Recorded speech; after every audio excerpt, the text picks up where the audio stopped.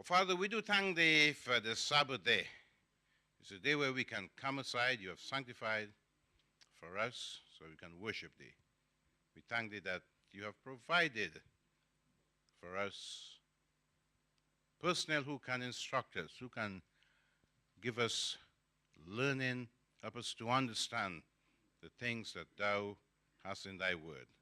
So today, open our minds, open our understanding, so that we will take in and digest and be changed, we ask in Jesus' name. Amen. Please be seated. Pastor.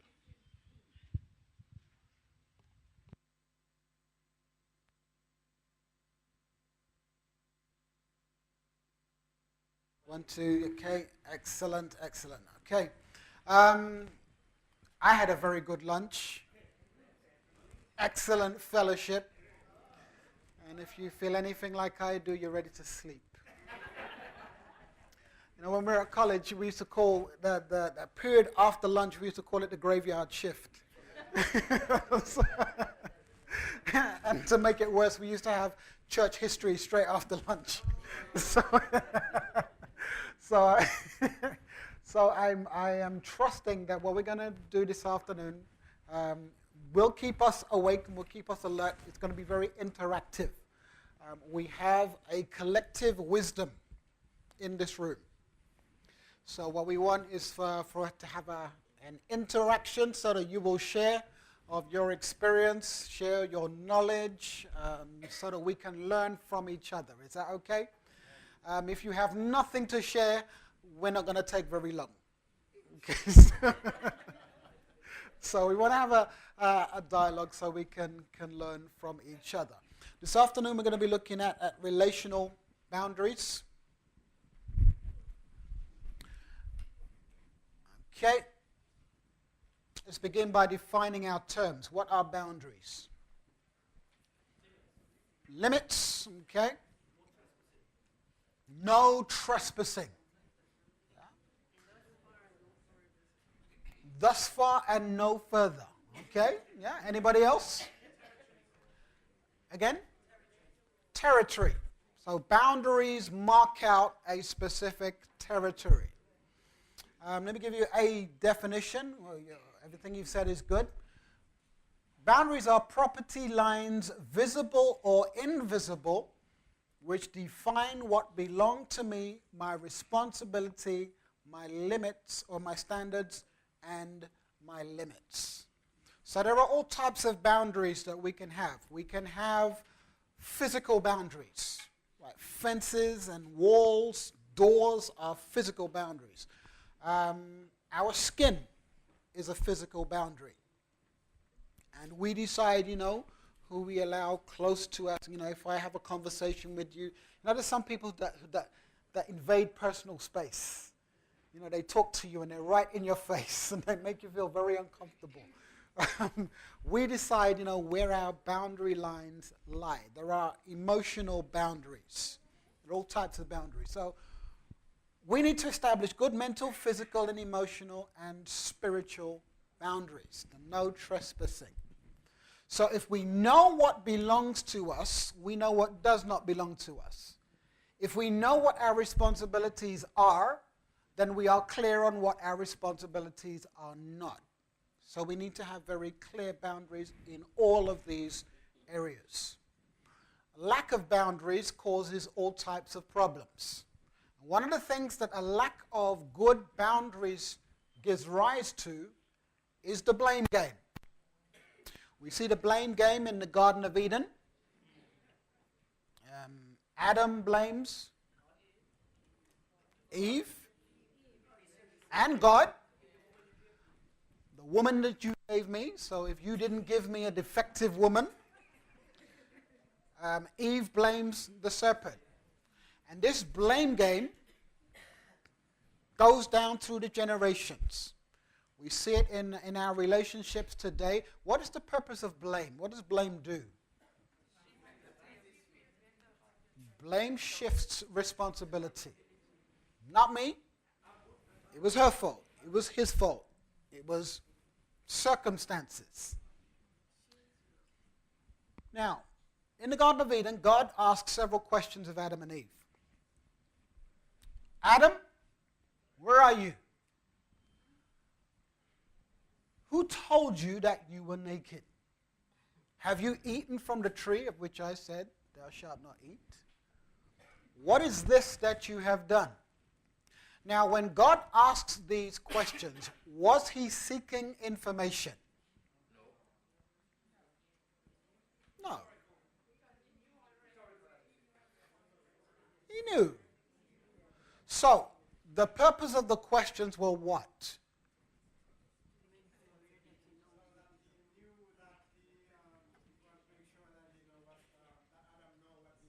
So Adam would know what he did. To see if Adam would tell the truth. So my little boy is standing there. He's got chocolate all around his mouth. And I'm saying, did you eat that chocolate I told you not to eat? Do I know the answer to the question? Of course. So why ask the question? I want him to take responsibility. So God is saying, Adam, where are you? And that's, Adam, where are you in relation to me? You didn't used to hide from me, so why are you hiding from me now? He's saying, who told you that you were naked? Think about it. Who have you been listening to? What is this that you have done? Because Adam didn't really appreciate the enormity of the sin that he had committed. So God wants us to take responsibility.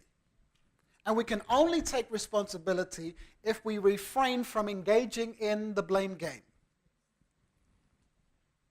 Said this morning, if I am not in control of what happens to me, but I am in control of what happens in me. Life happens to us, but we choose how we respond to what happens to us. So, am I my brother's keeper? What does that mean?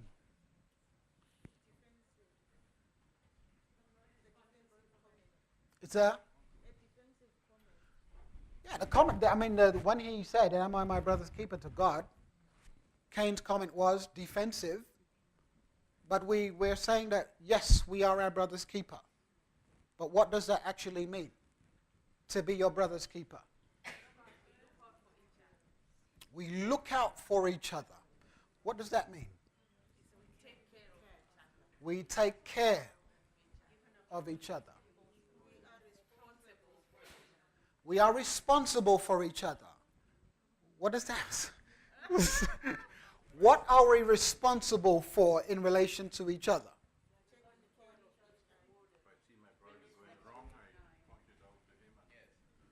If I see my brother going wrong, I have responsibility to point it out to him. Okay? I'm responsible for keeping my brother out of harm's way. Okay, so if I have a brother who is taking drugs, am I responsible for keeping him out of harm's way?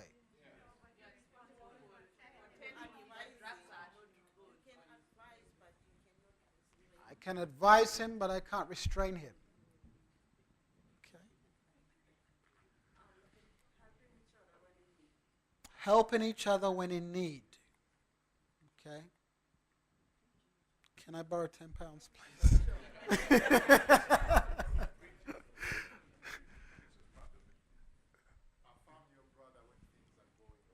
Affirm your brother when things are going okay. Okay. All right, let's tease this one out. Galatians chapter 6 and verse 2 says, bear one another's burdens and so fulfill the law of Christ. Then 3 verses later it says, for each one shall bear his own load. Does that sound contradictory? On the one hand, we're told, bear one another's burdens, but then we're told, carry your own load. It's not contradictory, because the Bible doesn't contradict itself. So how do we reconcile these two texts? Pastor, you would... Well, I was thinking that bear one another's burdens means help people with their challenges £10. We'll help you with that. But at the end of the day, you're responsible for the moral decisions that you make. Okay, so earlier on we said that if you see your brother going wrong, point out to him. If you see your brother doing something that's harmful, point that out to them. Okay. But when you have done that, I heard someone say you can't restrain them. When you have pointed out to them the obvious or whatever, and they don't listen to you, then they are responsible ultimately for what they have done. Okay. So, no, it wasn't. So I asked for £10. Suppose you know that I don't need £10. Would you still lend it to me? As a brother, I'll lend you £10.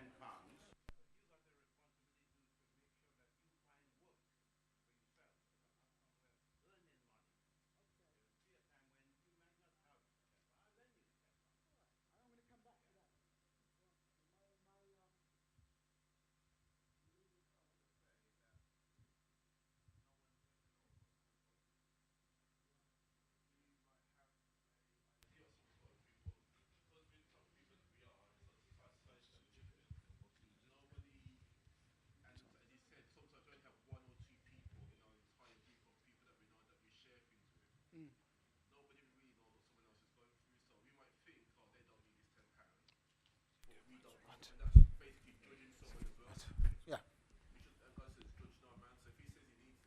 Okay. All right. So if we don't know, then we can give people the benefit of the doubt.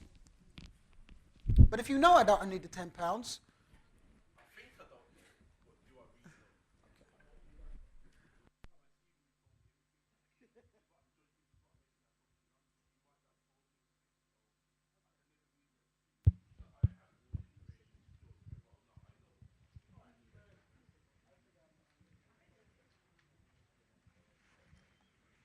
all right.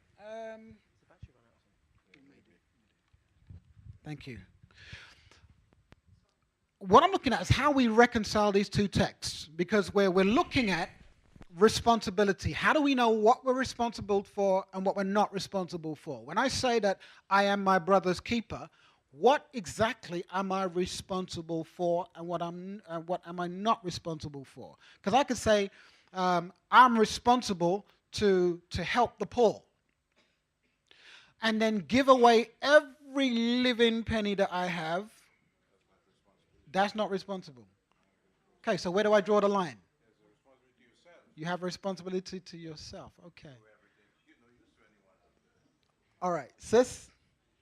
I was thinking on the side of where, as a parent, you're responsible for bringing up your children in the right way, Yeah. teaching them about God and things that will take them through their lives Yeah. in the right way. But after that part of your doing, they will be on their own at a certain time of their life. Okay. And Yeah. so they will have to take that responsibility. But whatever you teach them in the beginning will take them through. That's your part of being responsible. Hopefully. Yeah. Okay. Thank you. Yeah. Good point. Good point. All right. The key to this is in the language, the original language. When the Bible talks here about burdens, it's talking about loads which an individual cannot bear by themselves.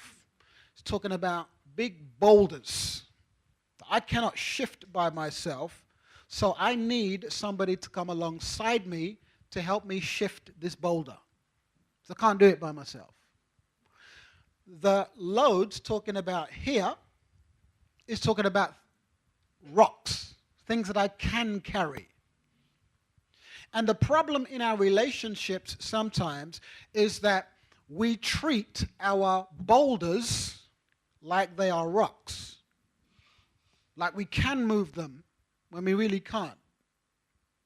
And some of us will treat our rocks like they are boulders, that we want other people to do for us what we can do for ourselves.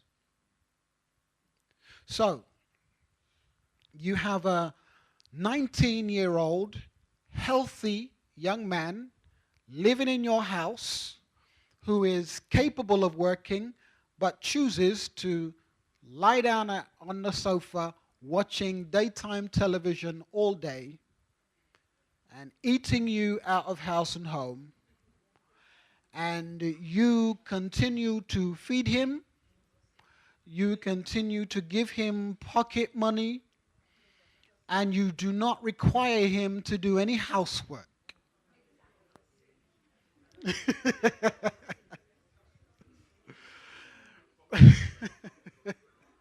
Again? Oh, yeah. You know, we become culpable when we enable other people's indolence. So we have a responsibility to one another to help one another to fulfill the responsibilities that Christ has laid upon us.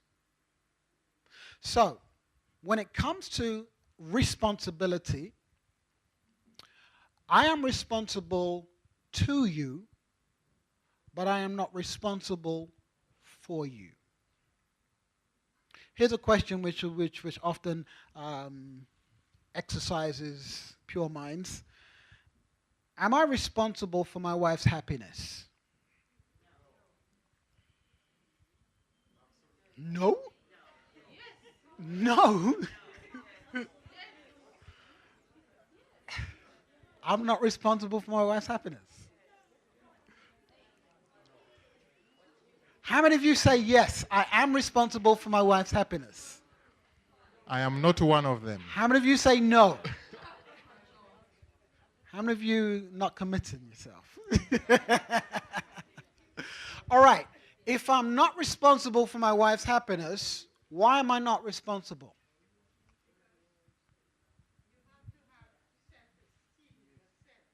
Somebody else. If you have low self-esteem, you cannot depend on somebody else to make you happy. Okay. Yeah, good point. Pastor, and I think you can go through life in a very miserable way trying to make other people happy. Happiness, I think, is a choice. You can do your very best, but a person can still decide to remain miserable. And actually, they might even start enjoying your efforts of making them happy. And I wouldn't do that. I think it's a choice every adult has to have to make. There are some things which you need to do in a relationship to make sure that the other person doesn't look miserable. But you are not responsible. My sister.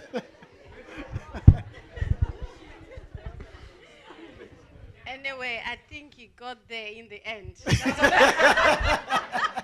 what I wanted to say. That we don't have to make others less capable. Like we don't have to put them down. We need to know each other well and learn each other as we go. Because as we grow, we keep changing spiritually and physically. So we need to know how and ask God for wisdom to move forward. Yeah. All right, Ross. I don't think we are responsible we can't make somebody else happy. It puts too much pressure and burden on that person, because when they're concentrating on your happiness, what's happening to theirs.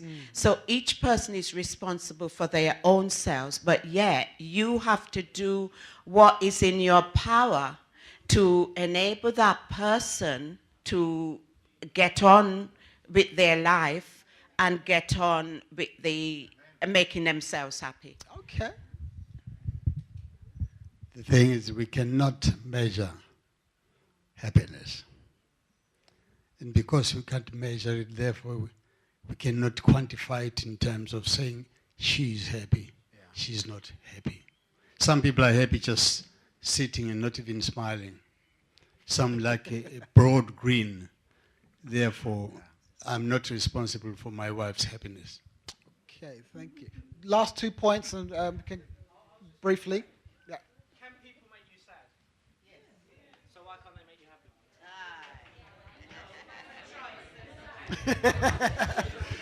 All right.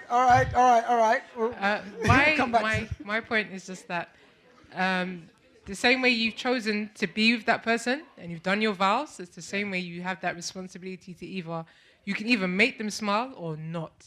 You can either choose to be a positive thing in their lives or not.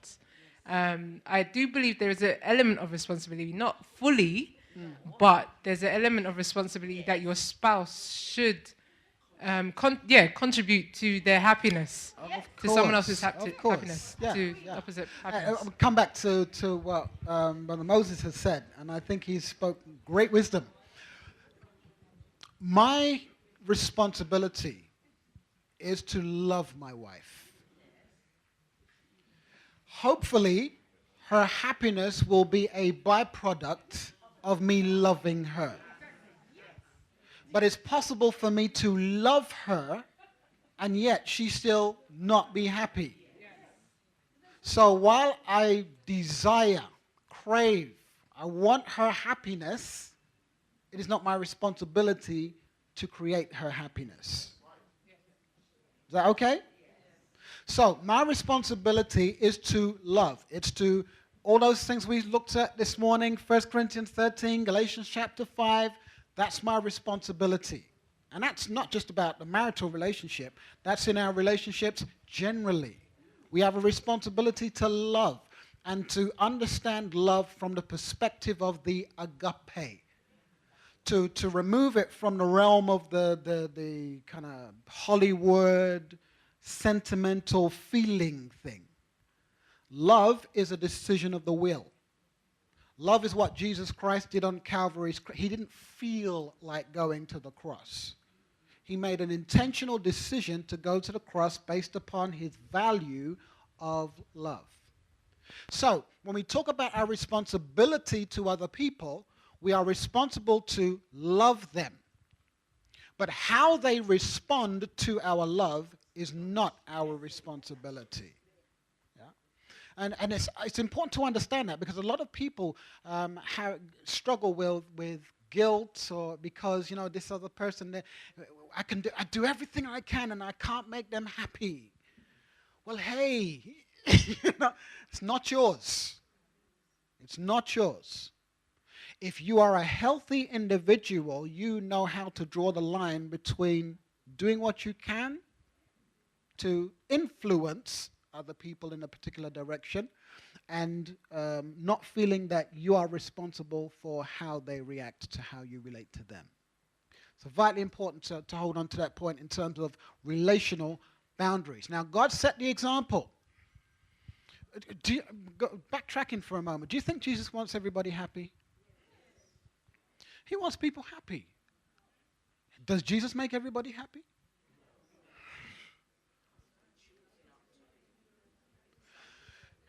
In fact, God is more concerned with our salvation than he is with our happiness.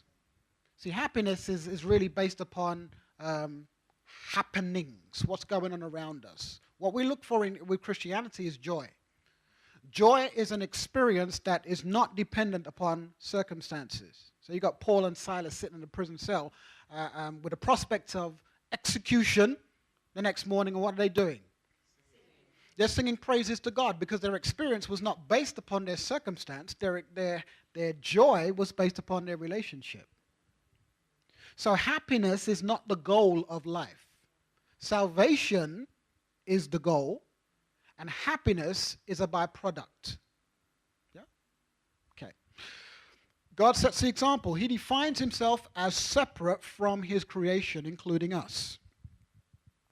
He tells us what he thinks, feels, plans, allows, will not allow, what he likes and what he dislikes. He limits what he will allow in his space. He confronts sin and allows consequences for inappropriate behavior. And we're going to look at some of these as we go through. Jesus set boundaries. When he had made a scourge of small cords, he drove them all out of the temple. So what was the boundary he was setting? What was he saying to them?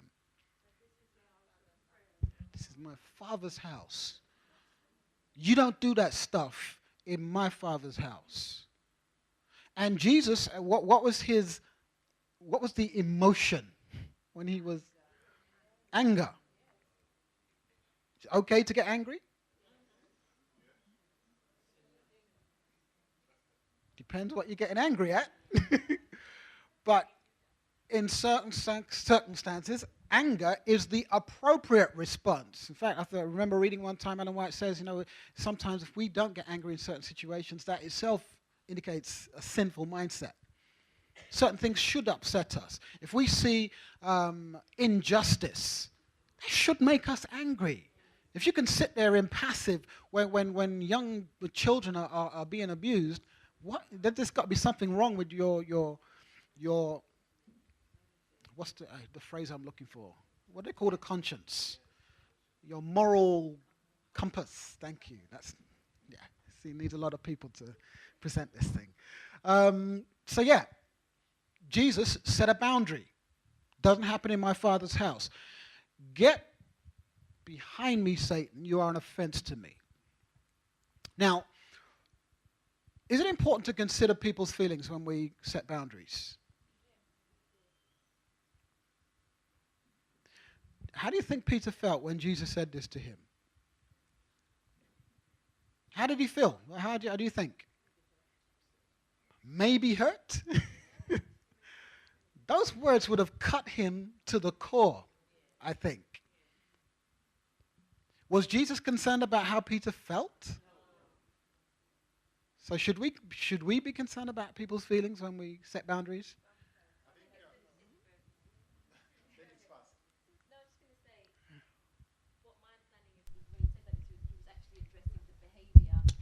And the attitude, not really directing it at Peter himself. Yeah. So I think it's okay if we do that, if we're directing our anger at they say, hate the sin, love the sinner.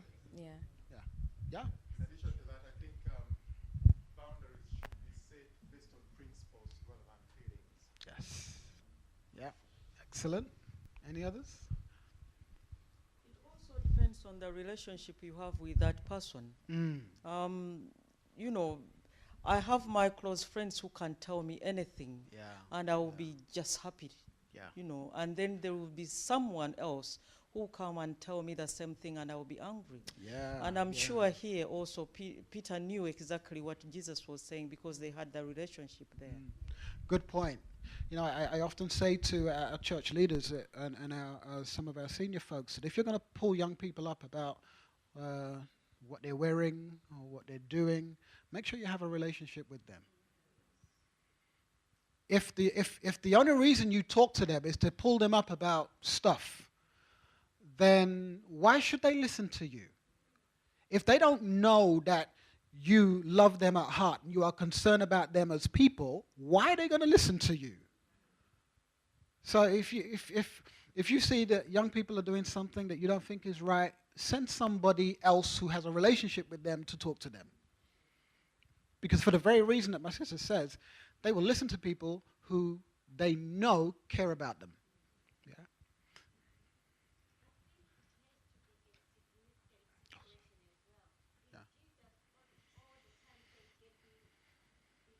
Certain, then it wouldn't have had value. Just like us, if we are angry all the time, it will not have value.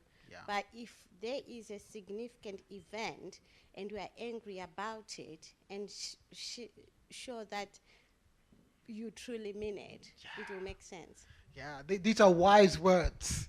The negativity, the negative things that we share with people, people are able to accept them if they're given within an overall context of positivity and affirmation.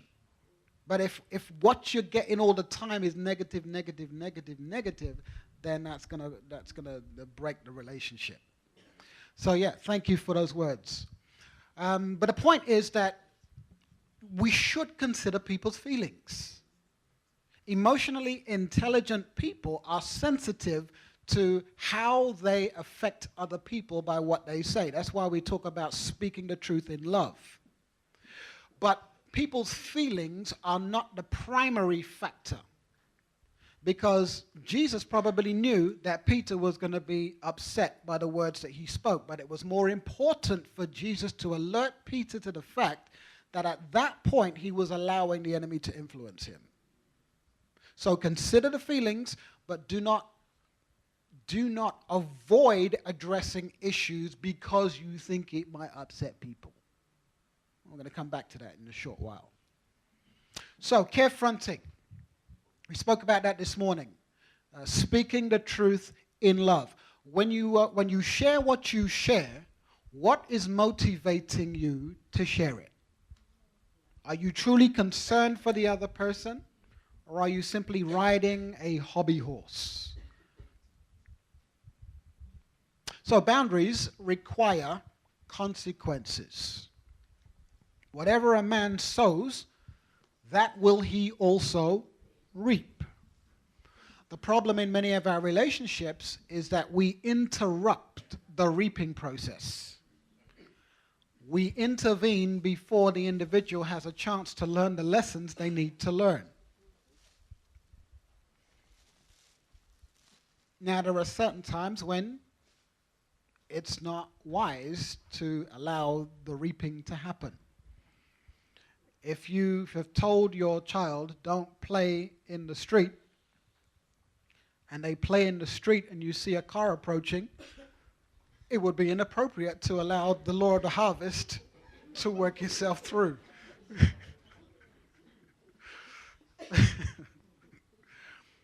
But in general, sometimes people need to feel in order to learn. Okay. I was coming to an example.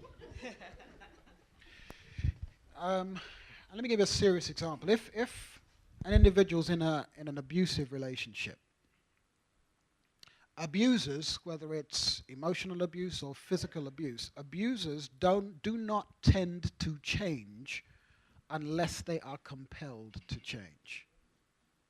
Unless there is a motivation. All right. Let me come back a bit. Let's go back to our 19-year-old youth at home. Why would he be motivated to change if he continued to get his 3 square meals and to have that roof over his head and to be allowed to stay at home watching daytime television? What would motivate him to change?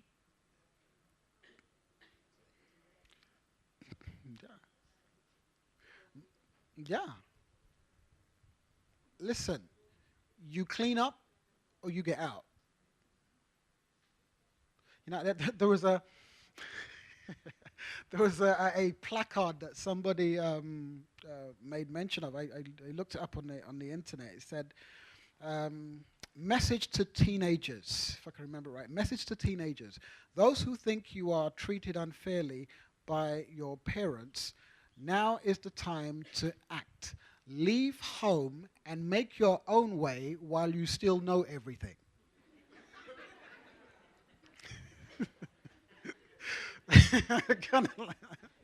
I want to get one and put it up in my house. I have a 13-year-old.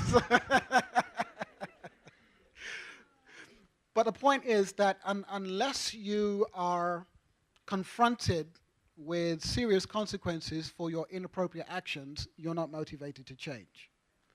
So my daughter, she has a mobile phone now. And I only have to threaten to remove that mobile. It's like threatening to cut her arm off to take her mobile phone away from her. But she can see there's a consequence. And the Bible teaches us that wrongdoing carries consequences. You've got to live with those consequences. Yes, there is forgiveness, but was David forgiven after the whole Bathsheba thing? Yes. Were there consequences? Yes. Too right, there were consequences. And the consequences didn't go away because he was forgiven.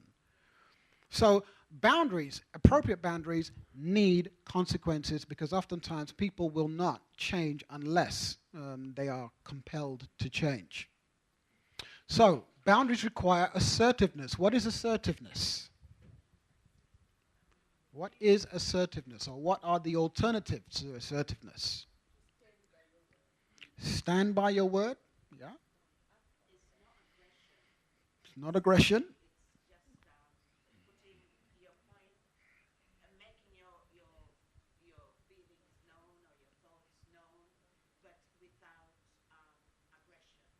Yeah. In a nice way. Nice. It covers a multitude.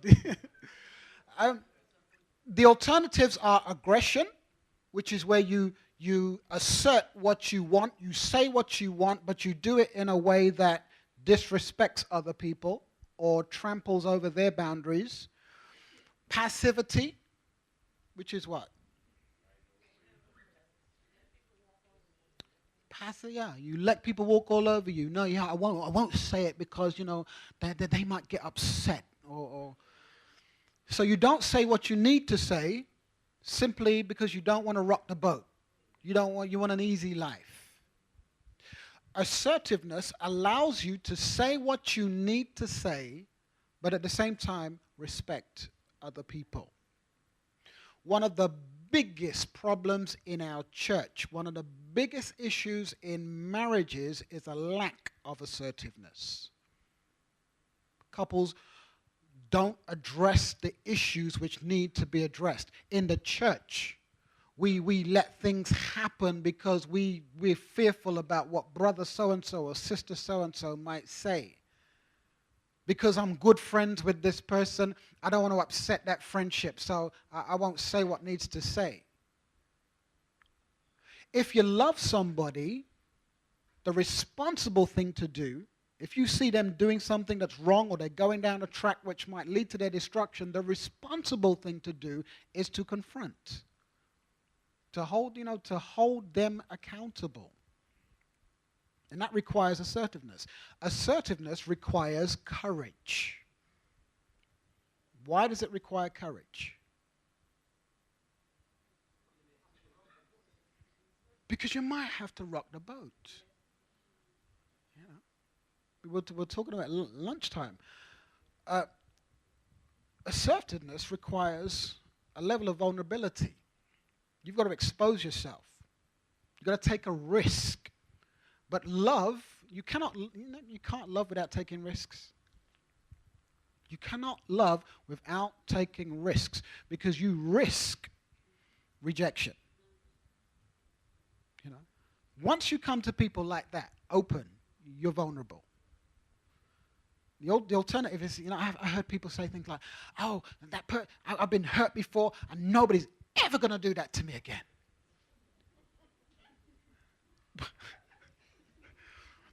Well, you can protect yourself from being hurt like that again. But in protecting yourself from being hurt like that again, you also deny yourself the opportunity to enjoy a healthy relationship. Love requires that we take risks. Boundaries require assertiveness.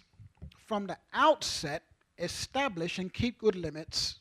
Be proactive, not reactive. Now, why is it important in any relationship, in whatever form it takes, whether it's a dating relationship or a work relationship? Why is it important from the outset to establish boundaries? So people know where you stand. So you go to it's the height of summer, and you go for a job, and Sabbath is down, 9 o'clock or odd, and you go for an interview, and you know that Sabbath is going to become an issue in the winter, but you want the job. So do you keep quiet, or do you tell them up front, come the winter, I'm going to need time off?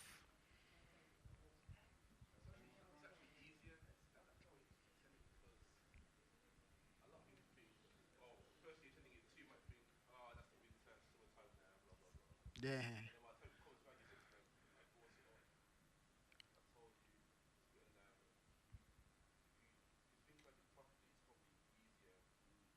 Yeah.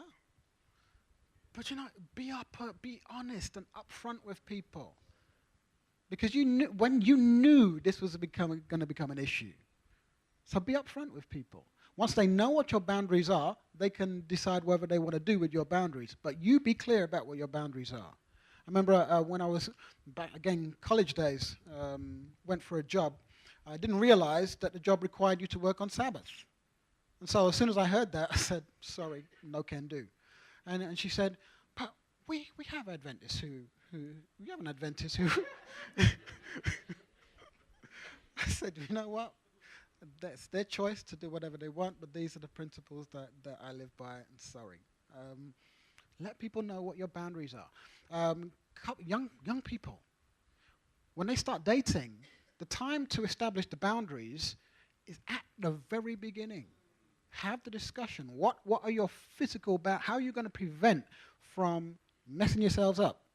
Because if you don't establish the boundaries at the beginning, it's like, if I said if I had a property and I said to somebody, go out and mow my lawn, but I had no fences, nothing to mark out where my property ended and where the other person's property begins, how on earth are they going to do what I've asked them to do? If the boundaries are not clear, people don't know whether they've transgressed them. So I have to make my boundaries very clear so that people know when they've stepped over the line. So you cannot establish clear boundaries unless you know what they are. And that's about self-awareness. Know where you stand so you can communicate it clearly to other people. So, boundary problems. Boundary problems. Compliance, avoidance, controllers, and non-responsive. Let's break down what those mean. A compliant individual is an individual who really has a problem saying no to other people. They feel guilty if they say no.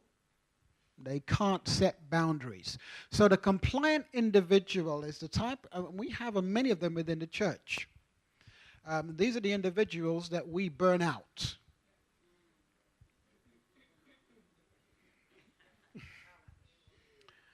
Ouch. This is why when it comes to nominating committee time, if I ask somebody to take on a post, I'm very, very clear to tell them, listen, if you find at any point that this is too much for you, you come back and you have a discussion with us.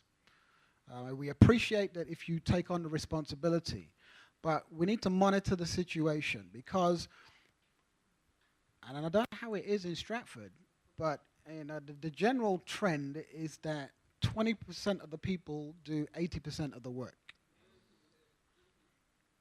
And sometimes the ratio is a lot wider than that. It's wider than that.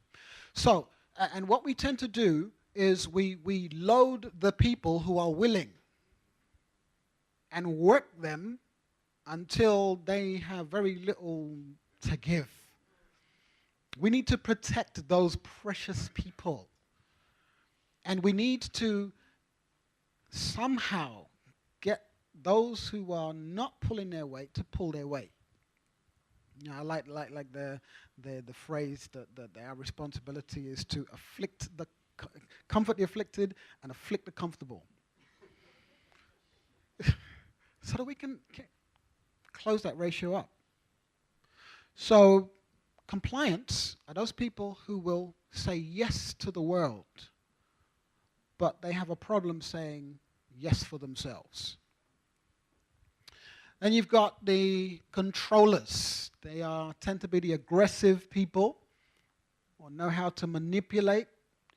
You know, they can't take no for an answer.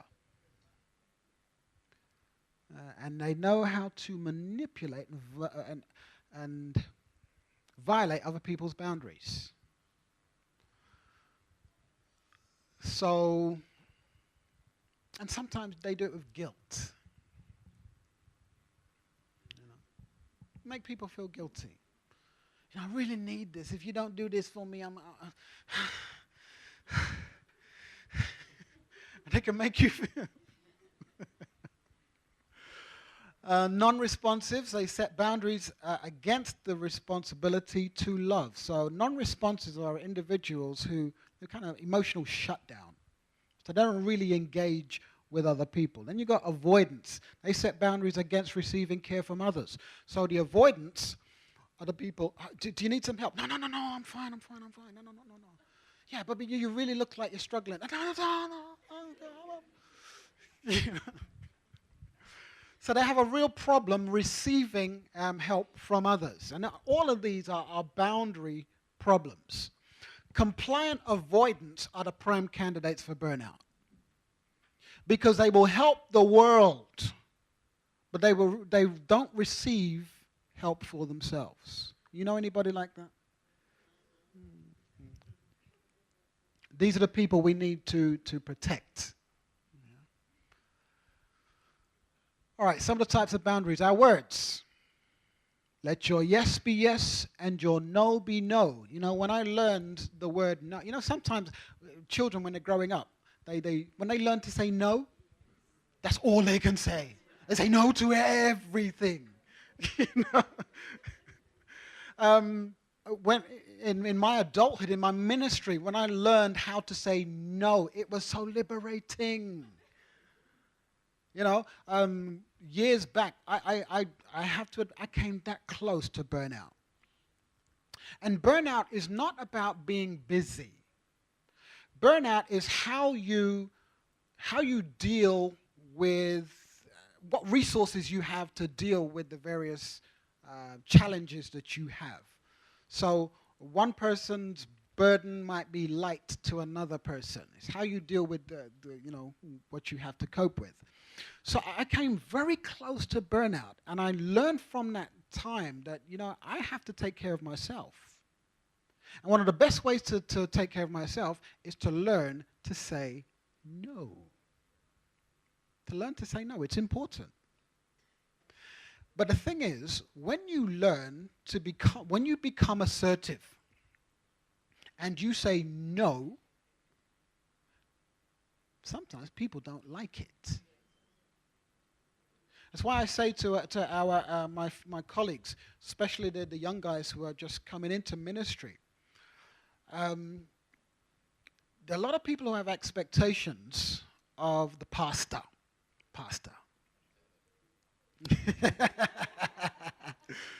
You know, if I was to go, ask you to write down what are your expectations of a good pastor, I am sure that this man here, as strong as his shoulders are,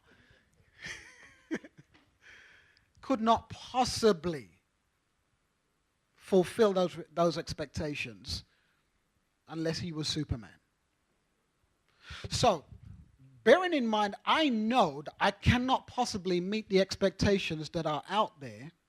I need to know for myself what God expects from me, do that, and the rest of it is not my responsibility. So when I learned to say no in ministry, there were people that didn't like it. But that wasn't my problem. I said, listen, this is what the Lord has laid on my heart. This is what my responsibilities are outside of that. So I learned to say no. I enjoyed saying no. Say it in different languages. You know? But it's important. So we learn how to put those healthy boundaries in place to protect ourselves. Because remember what I was saying this morning? Our first priority is to our families. Sorry, but my first responsibility is to my wife and to my children. And while I learned that intellectually at college, I sat in a class with Dr. Jeff Brown, and he said the priority is God, family, church. But we turn those last two around. We put it God, church, family. Nah. First responsibility to God, then to your family, and then to the church. You mess those two priorities up, you know, I've seen too many pastors' kids out of church. Anyway, how did I get there? Your words. So learn to say no when it's appropriate. Some people say no when they really should be saying yes. So you've got to be clear about your boundaries are so that you can use the yes and the no appropriately. Truth. Let each one of you speak truth with his neighbor. Be honest with people. Again, this is something I love now. I used to be very concerned about, I used to be typical compliant. Didn't want to upset anybody. But now I know how to speak the truth, but do it in an assertive way. And if it upsets people, I know how to deal with that. I can handle that if I'm convinced that what I've done is right and appropriate. So speak the truth. Again, it's liberating. Emotional distance. Keep your heart with all diligence. Separate yourselves from people who cause you emotional harm.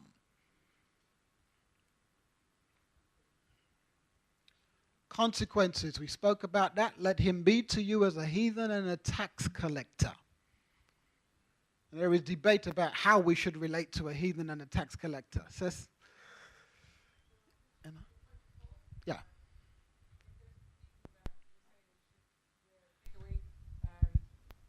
Those that are causing you harm that you should move away from. What if they're your family? Say again? What if they're your family? What do you do then?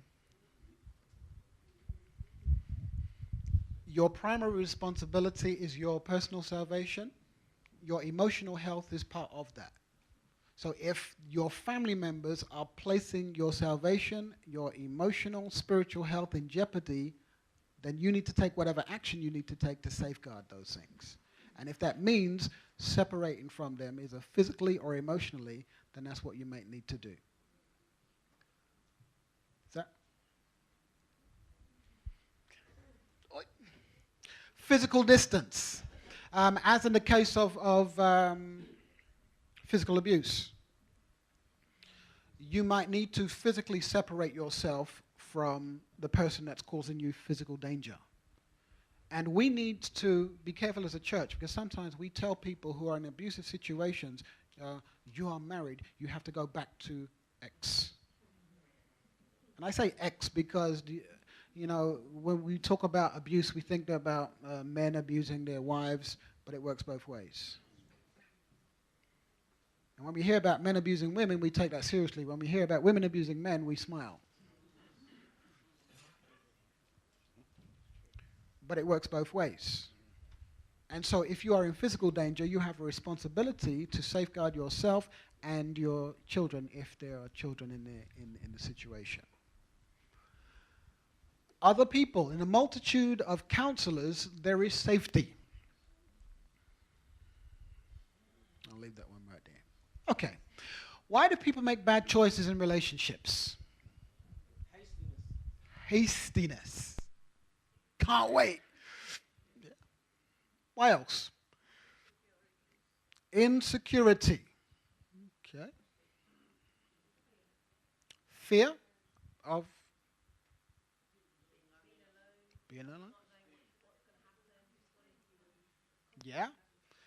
Fear is a massive motivator.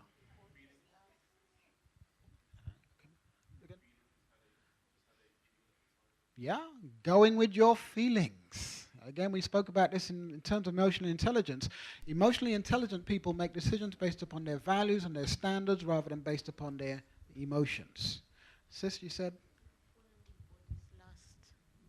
Following the body's lusts. Yeah, again, that's another clear example of going with your feelings rather than going with your standards. So there are all manner of reasons why people get involved in bad relationships or make bad relational choices. Poor character judgment, fear of abandonment.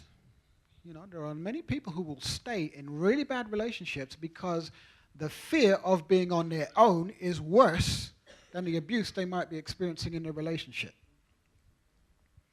Fear of confrontation, a lack of assertiveness. That if I speak up for myself, I might get hit. Or if I speak up for myself, I might get shouted at. And I can't take being shouted at. So let me just keep quiet. False hope of change. You know, he's been beating you for years, but no, he won't do it again. He loves me. Yeah. rebellion. Some young people get involved in relationships with people they know are going to upset their parents because they know it's going to upset their parents. Fused identity. If you don't know who you are, then it's quite possible for you to be unable to separate yourself from strong personalities in your life. You will fuse your identity with them. Romanticizing. That's why I like Adventist Home, Ellen White, when she talks to couples, she gives some very clear advice. Ask the hard questions. You know, how does he treat his mother? You know, what is his spiritual life? You know, she asks some good questions, and then we need to take into account, because you know, when all the warm, nice, warm, fuzzy feelings are gone, you need something a bit stronger to sustain that relationship. The need to rescue. There are some people who just have this need to find the most messed up people in order to rescue them. No matter of reasons why that might be. Familiarity. People stick with what they know. People like to play the victim. You know, we all know people who like to go around just complaining so that they can gain sympathy. You know? Oh, guilt, perfectionism, repetition, denial of pain, all manner of reasons. All right. You know, people who get involved in bad relationships again and again and again. Those people need to appreciate that the common denominator, the person who experiences a pattern of bad relationships, is themselves. Now, that doesn't mean that that individual is the reason why the relationship is bad. But what it may indicate is that that individual doesn't know how to make good choices in relationships. It's amazing, you know, you read the research about how many women especially get involved with physically abusive guys having come from a physically abusive childhood. You would think, you know, if you would kind of move away from that. But it's a pattern. So we need to look at what criteria do we use to judge what is a good relationship. Well, let me throw it out there. Just to elaborate on that, I would also say, you never mentioned it before, but it's like some things are embedded, as in that you've grown up seeing and then you've kind of adopted it as your own. Yeah. So like the abusive situations, like the need to not be individual, the need to always rely on someone else rather than yourself, or the vice versa, other things like that. It's embedded and you're brought up that way. So your family have instilled that in you, even though it's not good to a certain extent. They've instilled that in you. So it kind of makes you search out for these things, like some of the things you listed, makes you search out for these things and causing you to, by default, be in these bad situations. Yeah, and that kind of reiterates what we said this morning in terms of the legacy, the third and fourth generation. Yeah. And, you know, doing counseling, premarital counseling, I stress now the importance of family of origin, because your family of origin has such an impact upon who you are today. I've seen that in my own experience. I had a physically abusive father and a very compliant mother. What I saw played out in my relationship with my marriage early on, I remember saying as a child, I will never be like my I will never raise my hand to my wife. And I never have. You kind of, I could see your eyes just.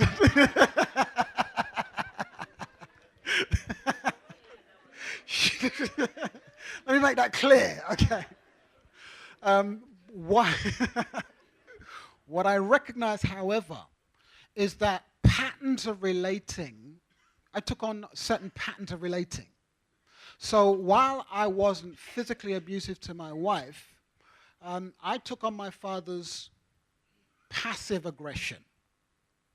So in the early days in our relationship, I would know how to shut down a conversation.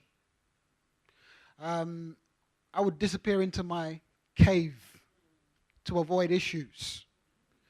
And it was only when my sisters-in-law, along with my wife, ganged up against us as guys and told us a few home truths that we really understood, how much we had been affected by my father's way of relating. And I'm talking now about me as a Christian, me as a minister, a new minister. So the point I'm making here is that our conversion only begins a process of sanctification that does not necessarily touch us at the emotional level, the programming that we have received. And we need to be intentional about recognizing those unhealthy patterns of relating so that we can address them effectively. What I did was Christianize my father's unhealthy ways of relating. It's only when I realized what I was doing could I actually take action to change that. And one of the ways it did change was that my wife set very firm boundaries, took responsibility for her own emotional health and said, enough's enough. You want to go into your cave? You go. I'll be here when you decide to come out. But I'm not going to allow you to drag me down with you. Timian.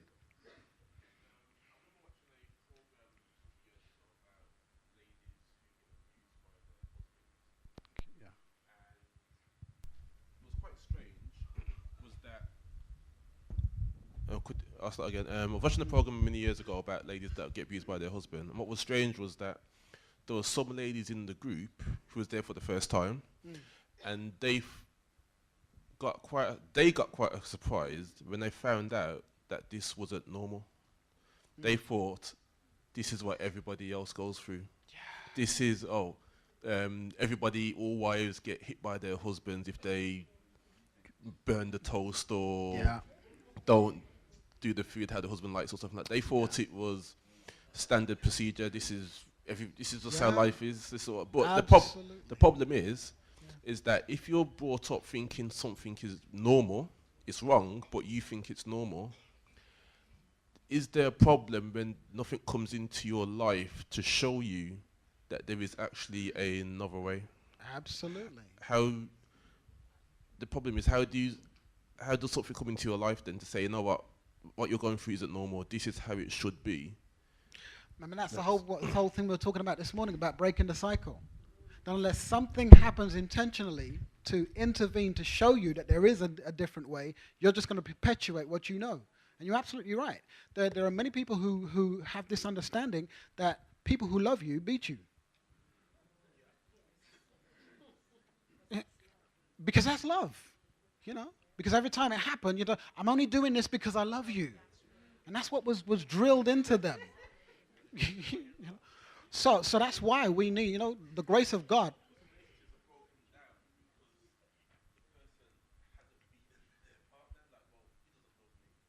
Oh. And here's the crazy thing. Emotionally unhealthy people tend to attract emotionally unhealthy people. And so what they do is they feed into each other's emotional unhealth.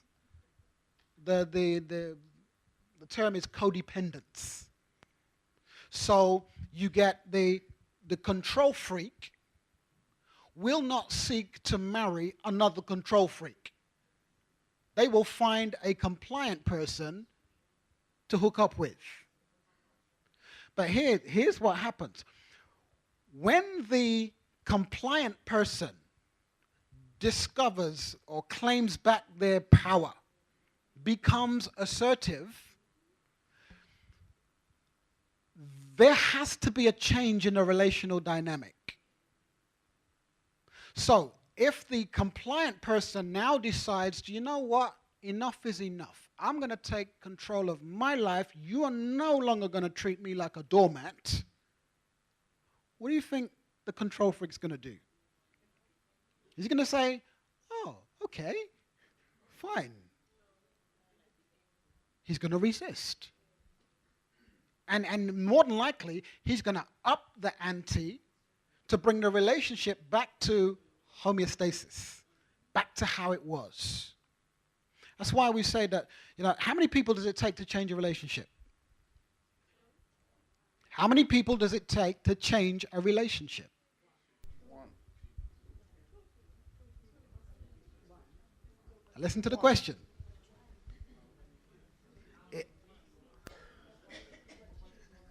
How many people does it take to change a relationship?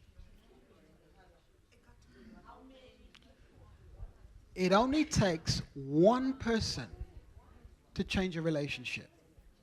And let me illustrate that. Suppose two people are dancing the foxtrot. I don't know how the foxtrot goes, so I can't model it. See. One person then decides that they're going to start doing tango. What's going to happen to the dance? It's going to be mess. And it's probably going to break down. Now, in order for them to get into harmony, what has to happen? Dance the same tune. All right, so either foxtrot needs to do tango or tango needs to switch and do foxtrot. But what is definite is that once one person's doing foxtrot and one person's trying to do tango, the dance is going to change. The question wasn't how many people does it take to have a healthy relationship. It was how many people does it take to change a relationship. So once that individual starts doing a different dance, the other person then has to react to that different dance. And they can either do so in a healthy way or an unhealthy way. So sometimes the control freak will say, okay, this individual is no longer compliant, so I'm going to leave this compliant individual and go and find another compliant individual to control. Or they can say, you know what? I like this new healthy person, and I'm going to adapt my behavior so that I can be in harmony with this healthy person. So, yeah, absolutely. Some people they need their mindset to change, the way that they think. And conversion begins that process. Because when Paul talks about having our minds renewed, transformed by the renewing of our minds, that involves not just the ability to know and love God, it also changes the way we think. And we all have these unhealthy patterns of thinking. Counselors call it stinking thinking. That needs to be adapted and submitted to the truth, to reality. Sis? I think you can only blame how you grew up to a certain extent. Yeah. When I'm mature, I need to follow my own path. I need to learn. For me to choose to come here is to know that I will learn something. Yeah. So other people will continue going the sideways. I'll give you an example. I was in supervision with my manager, and she said to me she found me as a threat. I said, why? She said, you're always cool and you do your things. Well, I said, but why? What's your problem? Then she said, she's Caribbean. Then she said, us Caribbeans, we are always angry. I said, no.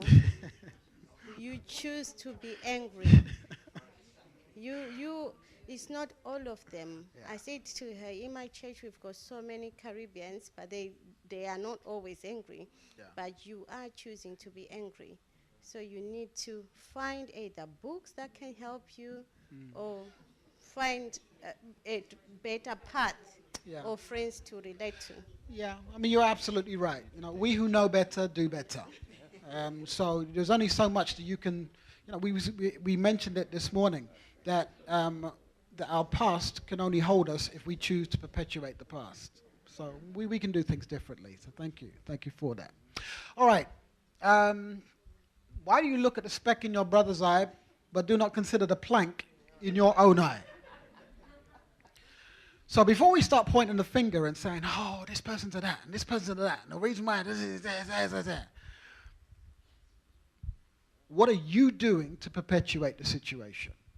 What are you doing that contributes to the way that things are? Because that's the only thing you can change. Okay. So, how do you know somebody loves you? They show it. How do they do that? Because, you know, we've just heard that some people have a very skewed or warped concept of what it means to be loved. So, if you love me, why don't you beat me? Yeah. Because people who love you beat you. So,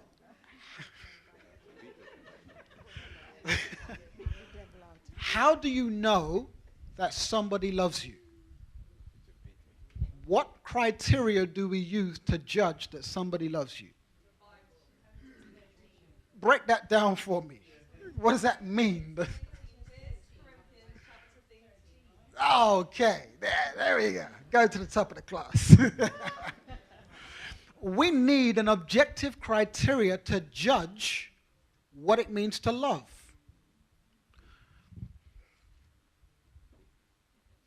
The Bible says, Galatians 5:22, the fruit of the Spirit is love. And all the other words in that passage, by the way, are adjectives of love. The Bible carries only one fruit. And love is that fruit. And love is self-controlled, joyful, peaceful, kind, patient, good, faithful, and gentle. These are the criteria. This is the barometer by which we judge whether or not people love. Because I can say, I love you. I love you, my brother.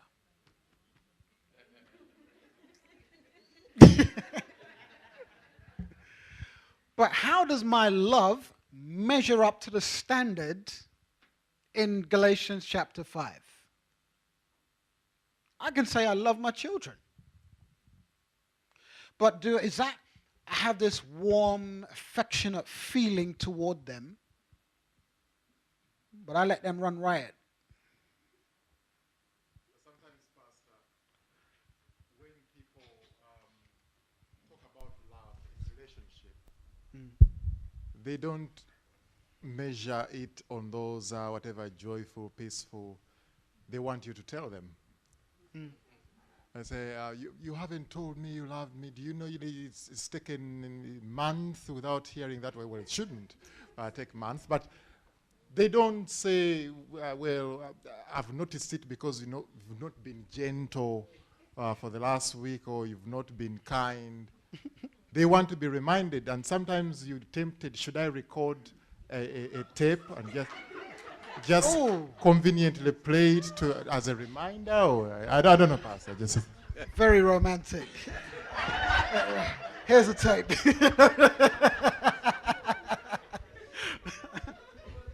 And that kind of touches on the concept of love languages.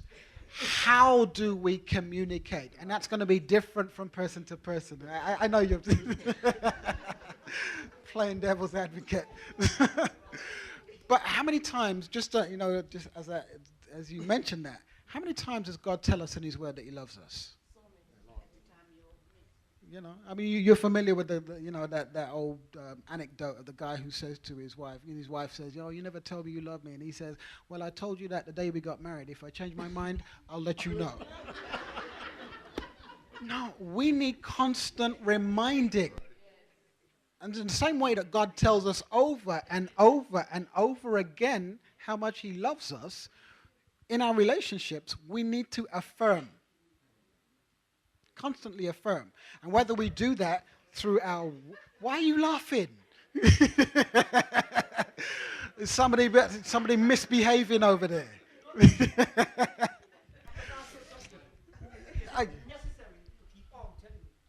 Yes. Why? I need to know why. All right. Let me tease out what I was just saying. No, that's normal. The concept of love languages is that each of us has a specific way that we most feel loved. So, if my wife, for example, if her love language is physical affection, but I'm not into physical affection, I'll buy her gifts. And, I'll wash her car for her, and I'll do the dishes, because that's how I want to show love to her. But her love language is physical affection. It ain't going to do it for her. And I can wash the car every day, and I can wash the dishes every day, but she's not going to really appreciate that I love her, because I'm not loving her according to the way that she most feels loved. So if her love language is words of affirmation, which include, I love you, then then agape love means that we extend ourselves for the benefit of the other person. So that's the why. Let me say something. Yeah. Men and women are different. Amen. Right? My wife may, I don't know, appreciate being told. But I'm of the disposition where I say, why should I have to keep telling you this? You should know this by now.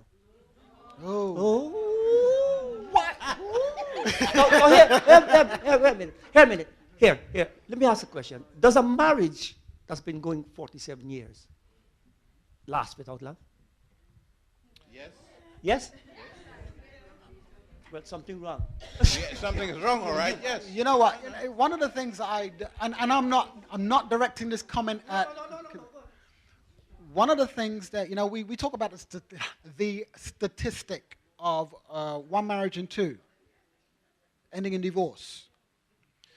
That statistic doesn't really address the fact that many marriages are marriages in name only. And if you take into account the marriages that exist on paper, but in which there is no real connection between that couple, emotionally or spiritually or physically, that figure goes much higher. So it's not the length of years, it's the quality of the relationship that exists. Absolutely, and that's what we want. We want. Well, the issue is.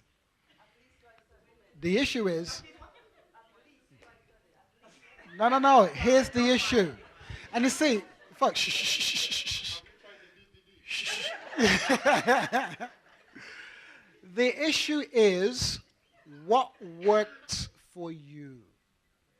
Because it might not be necessary for his wife to hear those words in order for her to appreciate and feel loved. It's what works for you. Now she's staying very quiet. And I'm not but the point.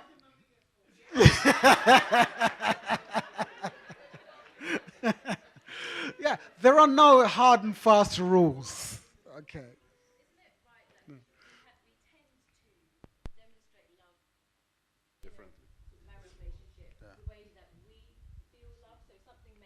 Absolutely. Like you said, washing the dishes or whatever, then we do that for the other person. Yeah. And then think, well, why don't you know that I love you, but I did the dishes? Or Absolutely. That may not be the way, but it's easy for us to do that because that's how we can Yeah. love is what makes us feel loved. Absolutely. So being intentional about finding out what that other person, what makes them feel too. Couldn't say it better myself. Yeah, absolutely. That's that. And you know, the principle transfers in the way that we relate as a church. Because I'm thinking in terms of evangelism. We tend to do evangelism in the way that makes us feel comfortable. When the way people need to feel appreciated may be a different way. And the principle of love languages is that you love people according to how they most appreciate love. Now, I'm not talking here about compromising our standards. You know, I'm not saying that we should start playing rock music in the church because the people out there love rock music. But what I am saying is that we need to think about, and Ellen White, she advocates this, that we need to be creative in the way that we communicate the old message. Because what worked back in the 1960s won't necessarily work today. So the love language means I take the time to know the other person to the extent of I know what makes them feel loved, and then I am willing to make the effort to love them in that way. And what do you do if you're not comfortable in loving that way? Do it anyhow. You do it anyhow. And the more you do it, the more you do it, the more you will get comfortable with it. Okay. I mentioned this morning, put your name in there. So-and-so is patient. So-and-so is kind. So-and-so does not envy. And we're not gonna be perfect at this. But the point is this what we're striving for in our relationship? If we're striving for it, then we won't go far wrong. Yeah. Guard your heart. And it came to pass when she pressed him daily with her words, Samson, and urged him so that his soul was vexed unto death, that he told her all his heart. Yeah, guard your heart. Samson was an intelligent man, judging Israel for 20 years. But he had a problem with controlling his lust. And the Bible here tells us that he tells all his heart to a Philistine prostitute who was not worthy of his heart. We need to be careful who we give our hearts to. Do not cast your pearls before swine. There's plenty swine out there. So be very careful about who you choose to give your heart to. That's why we need to be discerning and know what questions do we need to ask about what constitutes a healthy relationship.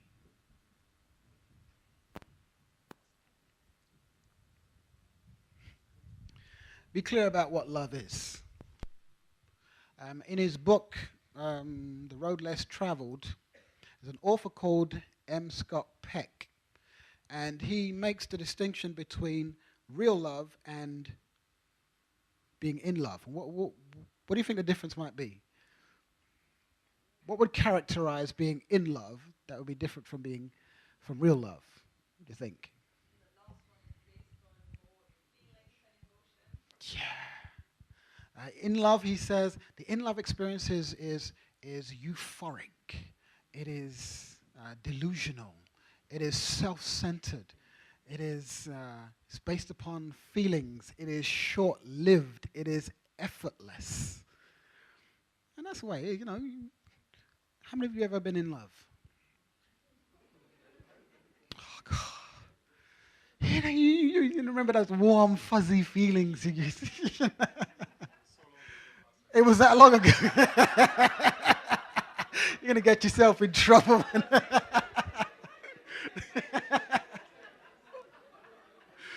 Oh. Yeah. Relationships can't survive on warm fuzzies. The warm fuzzies are nice. And we should always nurture those warm fuzzies throughout our relationships, our marriages, but you can't survive on warm fuzzies.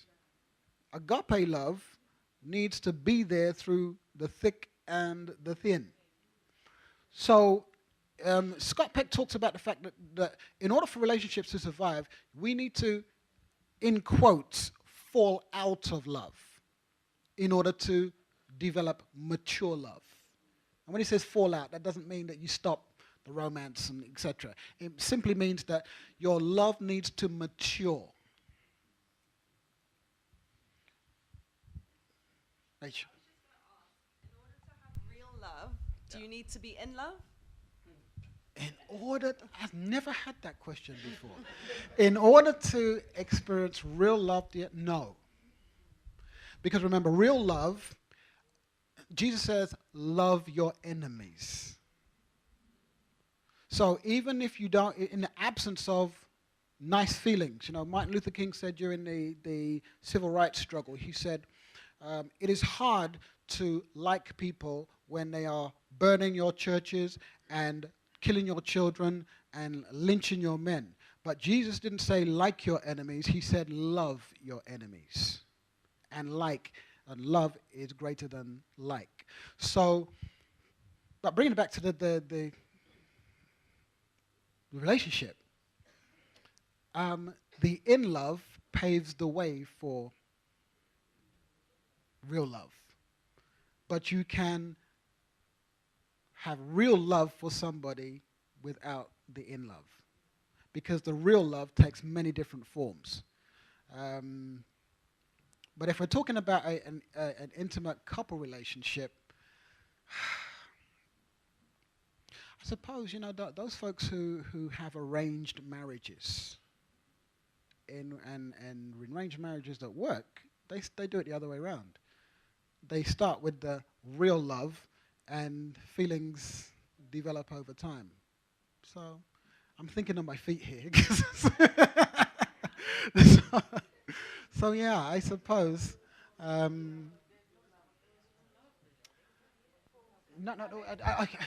Remember, real love is a decision of the will. It's relating to somebody out of principles.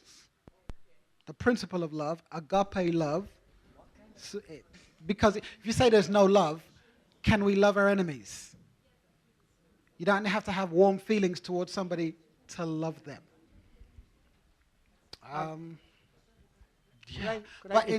Could I interject? You can interject. Please help us. I'm struggling. I'm thinking now about Isaac. Yeah. Abraham sent his servant. Yeah. Way back to Pardon where we come from, and he found his wife. And when it was Rachel, was it Rebecca? Mm. When Rebecca came, the Bible says he loved her. Mm. Now, what kind of love is that? Is that real love or in love? I don't know. Good question. Good question. The point that we're making here is that we need to understand what is motivating us to be in this relationship. Are we in the relationship simply because the other person makes us feel good? Or are there some real foundational, biblical, pure principles that are motivating us to be in this relationship? So it's like the real love is the barometer by which we judge the in-love experience, because you need that. We should never minimize the importance of physical attraction. If you're going to spend the rest of your life sleeping next to this person, they should look good to you. There should be something going on there. So don't minimize that. But that's just one element that you put into the mix in order to make an informed decision about whether or not you're going to spend the rest of your life with this person. I've got a question on that. Go on. Because what I see for myself is maybe I was a size 8 before, but now I've gone to a bigger. Yeah, it comes to all of us. When I was in love, when I was younger, yeah, I know it continues, but I think men have to realize that women change as well. Like after childbirth, features do change. Yeah. So there must be real love. Oh, for real. Absolutely. So the men I mean, change. yeah. I was about to say, she did say as well. So, Simon, and then we'll move on.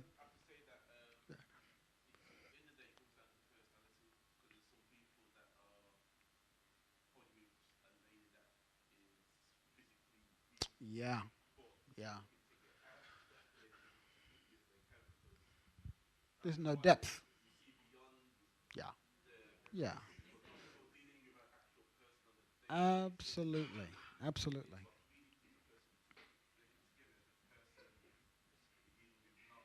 It's the heart connection.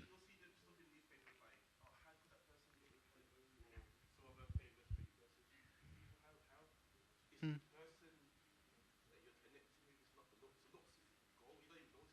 Yeah, absolutely. Yeah,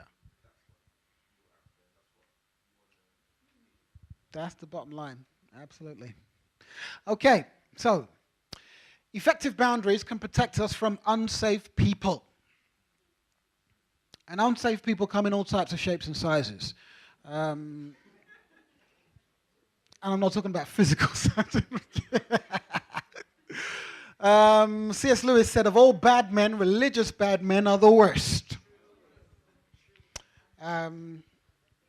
The fact that somebody has a Bible under their arm or may be eloquent in the pulpit or teaching good Sabbath school lessons or all of that stuff doesn't mean they are safe people.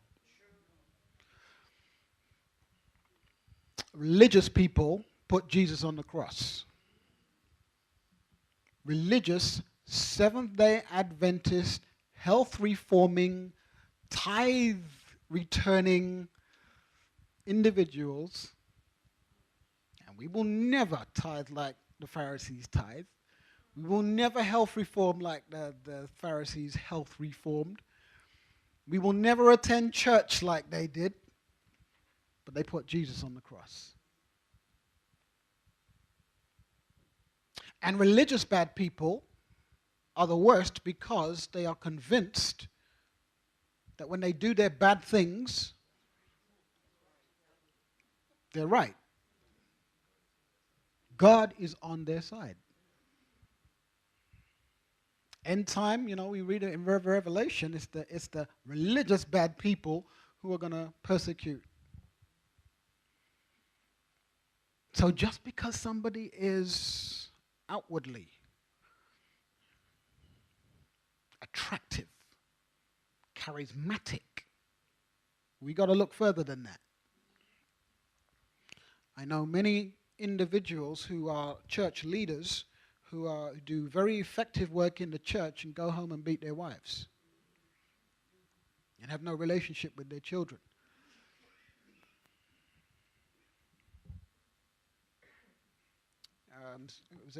Who was it that wrote Pilgrim's Progress? John Bunyan, thank you very much. He has a character in Pilgrim's Progress called Talkative. And of Talkative, he says that he was a saint abroad but a devil at home. We need a consistency. All right. Unsafe people have a sense of entitlement. I am your husband. You will have my food on the table at 6 o'clock. It is my right.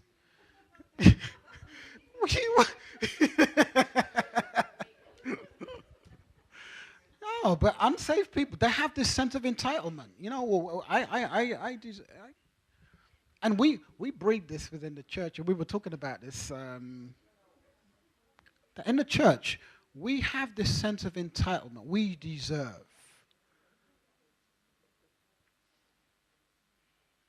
Now, I was going to say something. Let me take that back, man. Might get myself in trouble. Unsafe people are controlling. A relationship requires freedom.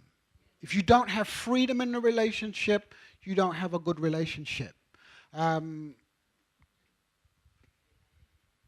Talking about abusive relationships, let me come back to that. Manipulation. Unsafe people are frequently charming. You know, they can charm the birds out of the trees. And they're lovely people once you cooperate with them. But you step out of line, have contempt for others. They look down their noses at others as if they are inferior. They have a low stress tolerance, often easily irritated. You know, if one of the works of the flesh that Paul talks about in contrast to the fruit of the Spirit is, how does the Bible put it? Wrath, outbursts of wrath. You know, people who are easily irritated, that's an indication that you're operating by a different spirit than the Spirit of Christ. They demand trust. Well, trust is something that develops naturally in a relationship. There's a blame culture, jealousy, fits of rage. Yeah. Jealousy. I think we discussed this last time. Is jealousy a bad thing necessarily? Not necessarily. God is a jealous God. Jealousy simply means to be intolerant of rivalry. And that's appropriate in a marital relationship and in many other relationships. But it's what we choose to do with that. My father would not allow my mother to go anywhere, have any friends. She was not allowed access to money. She was not allowed access to telephones. It was all about control so that he could perpetuate physical abuse and emotional abuse. So if you're what we're seeing with young people, an increase of violence in dating relationships. And a reason why it happens often is because our young people, especially our young girls, have such a low opinion of themselves, they're willing to put up with rubbish just so that they can be with a guy. I had a friend of mine that was a counselor in one of our schools, and she said that there were young girls who would know that the guy they're going out with had 2 or 3 or even 4 other girlfriends, but they were okay with that so long as they had a piece of him. I mean, have some self-respect.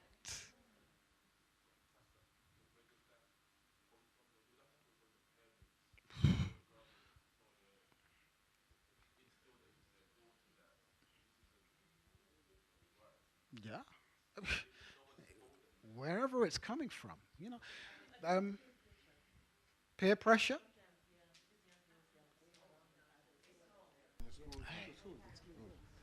Well, you know, that's why we need to instill good values in our children so that when they are confronted with this stuff, they know how to make the right choices. You know, my daughter is 13 years old. She has people within her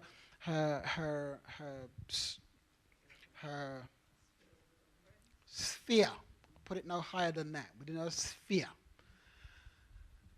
All this rubbish with boys this and boy, you're 13 for crying out loud. Study your books. Easy said and done. He says, yeah, for real.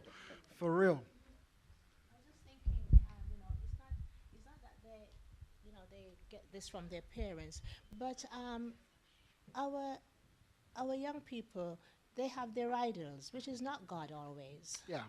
And the media, their idols has got 3, 4 partners. Because if you look at the television programs, they have this, and these are the things that they look at, and these are the things that makes them think, okay, it's all right because so and so is doing it. Yeah, so I think I think that's where it comes from, not always the home. Yeah. Well, yeah, there's a variety of places it comes, but where do they get their initial values? You know, one of the things that Malika Bidiako, the women's ministry, she says she does these weekends for young girls, and she does this illustration where she asks them, you know, are you a champagne glass or a plastic cup? You know, which one are you? Are you just to use and throw away? or do you see yourself as precious? And how our young people view themselves to a great extent is about how much we affirm them. How do we communicate to them how valuable they are? And I'm just hoping and praying, you know, I bless the Lord with the way my daughter's growing, but hey, they're but by the grace of God. I'm hoping that the values that we have instilled in her will help her to continue making good choices. Because when she comes home and she tells us about this stuff, we're thinking to ourselves, yeah, the message is getting through. Because she operates on a different standard. And I pray God that she continues down that track. It's a challenge. Okay. Oh, possessiveness. Minimizing and denial, aggression, low impulse control, traditional gender roles. That one could keep us going for...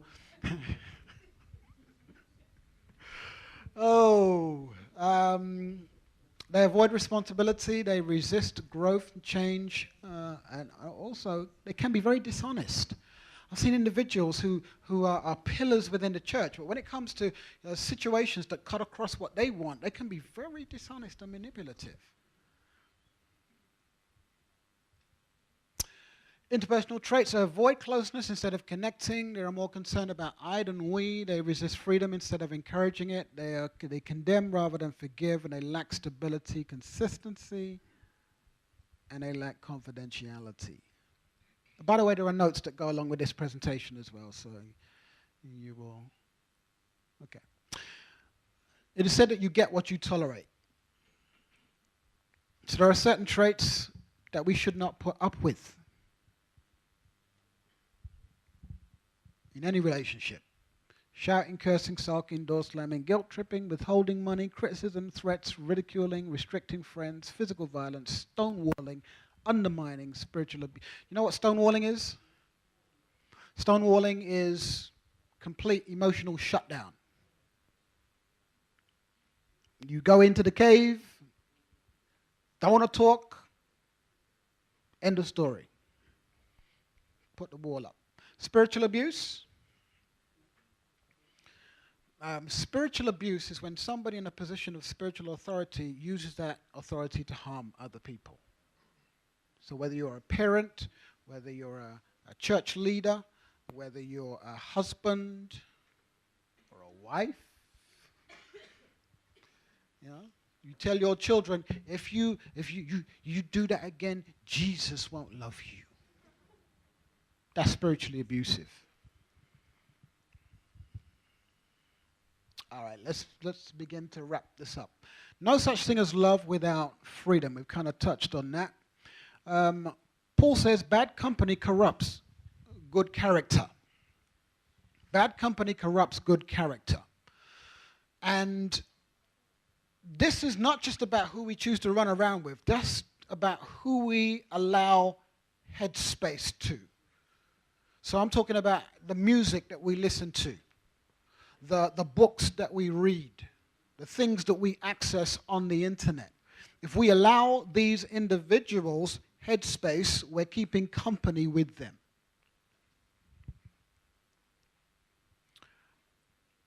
And by the way, there's a difference. You know, Paul talks about not being unequally yoked.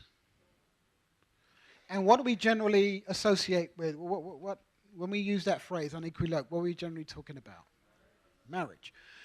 Did you know that Paul doesn't mention marriage in that passage? He doesn't mention marriage.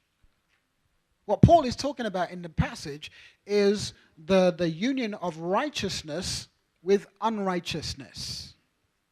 So there's a difference between associating with non-believers for the purpose of leading them to a relationship with Christ.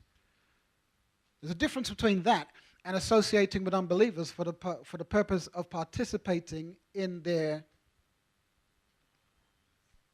badness. Yeah, that's as good a word as participating in their badness. Yeah. Like Samson did. So, question, does your interaction with the person leave you feeling better or worse about yourself? If somebody's always tearing you down or insulting you or you know, why are you going to choose to stay with them? Effective boundaries help us to keep the bad out, but they also let the good in. So when we talk about boundaries, we're talking about not solid walls, we're talking about gates that can open so you can let in the good, but they can also open so you can escort the bad out. Yeah.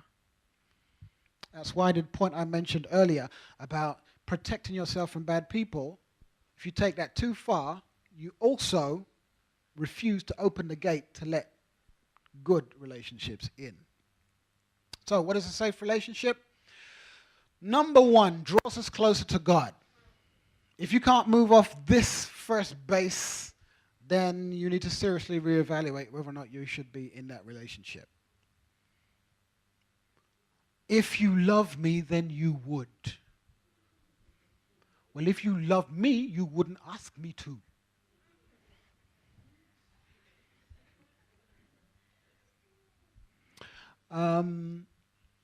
Love, let me go back to that for just a moment. Love, the Bible says that God is love. So anything that goes under the banner of love needs to be in line with God's character and his will. So I'm talking to a guy and he's saying he's in a relationship with somebody who is not his wife, and he's trying to tell me that God is in the relationship. God is in what? Love has to be characterized by God's character and his will. Some people know how to fool themselves. Draws us closer to others. If you have a relationship with somebody and they're seeking to isolate you from other people, alarm bells should start ringing. Because a healthy relationship allows you to enjoy healthy relationships with other people. Helps us to become the person God created us to be. The person that you're in a relationship with should be your cheering section. They should be helping you to realize your potential. If it's all about, it's all about you advancing and them being like your stepping stone to reach your goals, that's not a healthy relationship. We should be doing our best to help the other person to achieve their potential in God. What is a safe person? One who accepts me for who I am. That doesn't mean that we encourage each other to improve, but should be acceptance. Allows me to be myself, loves me in spite of the wrong things I do, encourages me to reach my potential, helps me develop my relationship with God, helps me to love others. Man looks on the outward appearance, the Lord looks on the heart. And that's where we need to look to for healthy relationships. Because all that glitters, okay. Jesus said, you are like whitewashed tombs, which indeed appear beautiful outwardly, but inside are full of dead men's bones and all uncleanness. Let's close with a serenity prayer.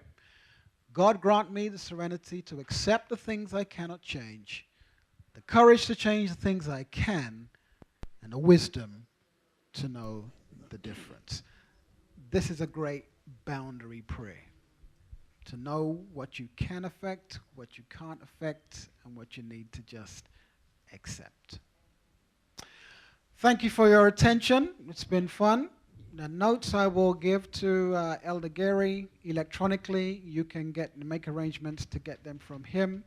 Any questions before we close? Observations? Pearls of wisdom? I can see in your eyes you're ready to go home. When am I coming?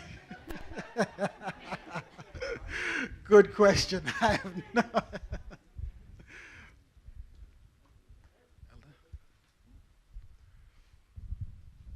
The one thing I was going to say was about breaking the cycle, which we were talking about earlier on. Yeah. And what I've noticed is some people don't necessarily want to break the cycle. Because I've got some friends and they're in very abusive relationships.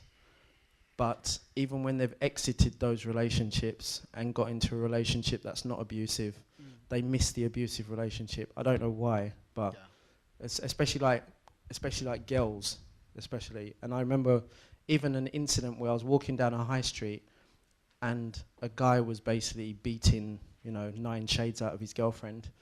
And so I did the stupid thing they say, which is to intervene, but I pushed him away because obviously he was like really pounding into her. Yeah. And when I did that, she was the one who said, "What are you doing? That's my boyfriend. I love him. Don't hit him." Yeah. Yeah. And it comes back to what we were saying before, that if your thinking is so warped that your understanding of being loved is being hit, and you're going to go and intervene in a situation and threaten that relationship in which she receives love the way she understands it, you become the enemy. So what needs to happen there is that individual needs somehow, some way to come to be confronted with reality, to see what the real version of love is, and then be prepared to allow their thinking. We talked about those unhealthy thinking patterns, to submit them to truth, to reality, so that they would then be willing to appreciate love for what it is, and rather than what it's not. But you're absolutely right. That programming is so strong that it requires the intervention of something as powerful as the Spirit of God to bring a person to realization and then give them the courage to begin doing things in a different way. But yeah, it's a disturbing point you make, Linda.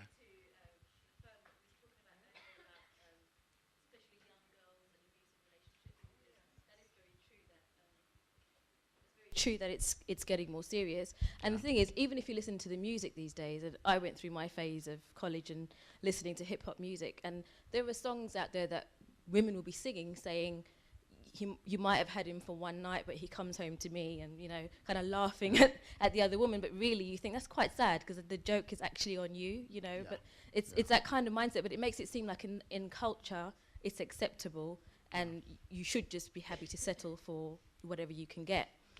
And I mean, I would say from my own experience, and I think Simeon made the point about home, I always had parents who were very much affirming of who I was and the value they placed on me. Yeah. And it doesn't mean that I always made wise choices. I made choices that when I look back, I would think the value my parents put on me, and yet I devalued myself, but I would always realize that the decisions that I made were wrong in retrospect, and go on to make wiser choices. So even though, as teenagers especially, we might go out, and young girls might go out and do things that, they live to regret. But once that foundation is in you, and that you have that background, whether it's your dad, your mum, or whatever, but you have that background of knowing that somebody values you, even if all your parents are doing is praying for you, I know that makes a difference. But it might be years down the line you realize, if my parents weren't on their knees for me, I don't know where I would be right now. So it's so important to do that. And I'm speaking as someone who's been there and been through that whole teen experience, and been exposed to that kind of environment, and come out and thought, praise the Lord that I had parents who were praying for me. Absolutely. What can I say? I mean, that just rubber stamps the principle in Proverbs 22. Train up a child in the way that they should go. If we do our best to instill the values, hopefully at some point those values are going to kick in. And it kind of makes it hard for somebody who knows, who's experienced, to enjoy being out there. Because in the back of your mind is always this thing that says, you know what, I really shouldn't be doing this. So, we're not necessarily fighting a losing battle. When we do our best to instill the values, hopefully at some point that they will kick in. Thank you for sharing that. That's really valuable and important. Thank you. All right. Anybody else? Any other questions? Observations? Yes.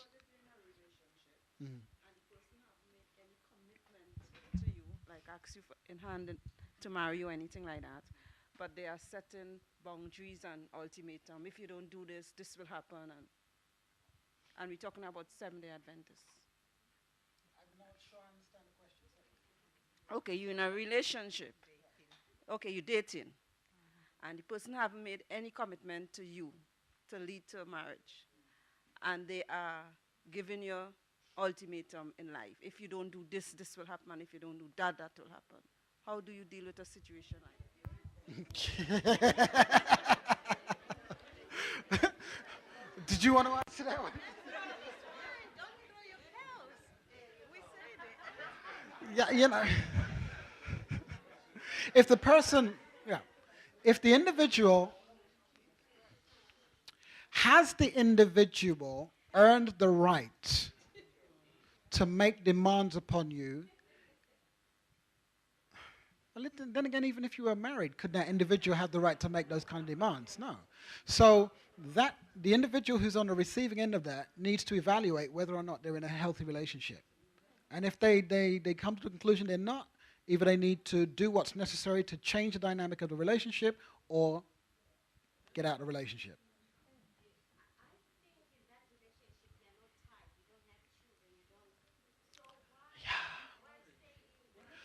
But you see, the challenge is that tie is an emotional bond. And so sometimes those are the hardest to break. You don't necessarily need the paper to have a strong emotional tie. Adventist Church, that there's the ratio of men to women might be an issue as well, where they say, you know what, I haven't got much of a man, but I've got a man. Yeah. And if I get out and I don't have any man, it's No. it said it's how it's how much you value yourself depends on whether you will leave that relationship or not. If you value yourself highly, you'll realize, no matter what the situation's out there, my value is high enough not to be treated like this. But if you don't value yourself highly, the weight of the ratio and so in the Seventh-day Adventist Church will go against you, and you'll probably just stay in it just because. I've even my mom was telling me about a relationship in marriage that she went to where they hadn't even got to the honeymoon yet. They hadn't even left the reception, and the guy was telling his wife how he's now in control and blah blah blah. It's the problem is, I think, even though we keep going on about this issue about the ratio of how many women there are in the church, men in the church, you need to realize that sometimes if you get into a marriage, you could probably have a worse life as a married woman than a happier life as a single woman. Yeah. And the thing is that sometimes people believe that they can change things. They know that things are not right, but because they want it so much, they convince themselves that I can change this. I was having a conversation with somebody about this a while back, and she was basically asking me the question, he doesn't tick all the boxes, but hey, the clock is ticking. And we should never just settle. The point is that we need to realize that when we choose to marry somebody, we are marrying an imperfect person. We are an imperfect person marrying an imperfect person. Because I know sometimes folks can set the bar too high. They're looking for Mr. Perfection. Well, you ain't perfect, so why are you looking for perfection? But by the same token, the appreciation that we will never marry a perfect person doesn't mean that we should settle for less than the standards that we have set for ourselves, simply to be in a relationship. But you're right, the disparity between males and females in the church does often put pressure for individuals to make decisions which they wouldn't ordinarily make if there was more of a balance within the church. But hey, that's where the values kick in. And as you say, how much do you value yourself? So yeah, thank you for that. I think we are at that point.